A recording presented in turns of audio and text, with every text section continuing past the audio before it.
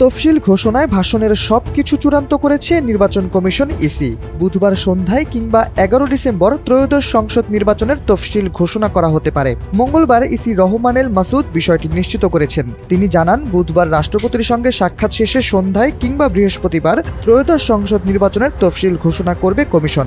তফসিল ঘোষণায় রাজনৈতিক দলসহ সকলের সহযোগিতার বিষয়ে বিশেষভাবে গুরুত্ব দেওয়া হবে বলে জানান তিনি। তফসিলের বিষয়ে নির্বাচন কমিশনার আব্দুর রহমানেল মাসুদ বলেন, বিটিভি ও বেতারকে চিঠি দিচ্ছে ইসি সচিবালয়। ভাষণের মাধ্যমে তফসিল হবে। 10 ডিসেম্বর হতে পারে, আর তো সময় নেই। 11 ডিসেম্বরের মধ্যে তফসিল দিতে হবে।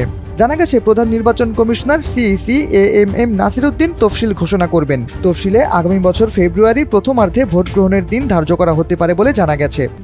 RICL TMX, যুগের পর যুগ স্থাপনা থাকে মজবুত। তফসিল ঘোষণার প্রস্তুতি হিসেবে এরই মধ্যে বাংলাদেশ টেলিভিশন বিটিভি ও বেতারকে প্রধান নির্বাচন কমিশনারের ভাষণ রেকর্ড করতে চিঠি দিয়েছে নির্বাচন কমিশন ইসি। এএমএম নাসিরউদ্দিনের নেতৃত্বাধীন নির্বাচন কমিশন দায়িত্ব গ্রহণের পর প্রথম ভোটের অভিজ্ঞতা নিতে যাচ্ছে আগামী ত্রয়োদশ জাতীয় সংসদ নির্বাচনের মাধ্যমে। প্রথম ধাপেই জাতীয় নির্বাচনের মতো গুরুত্বপূর্ণ নির্বাচন দিয়ে কঠিন পরীক্ষার মধ্যে পড়তে যাচ্ছে এ কমিশন।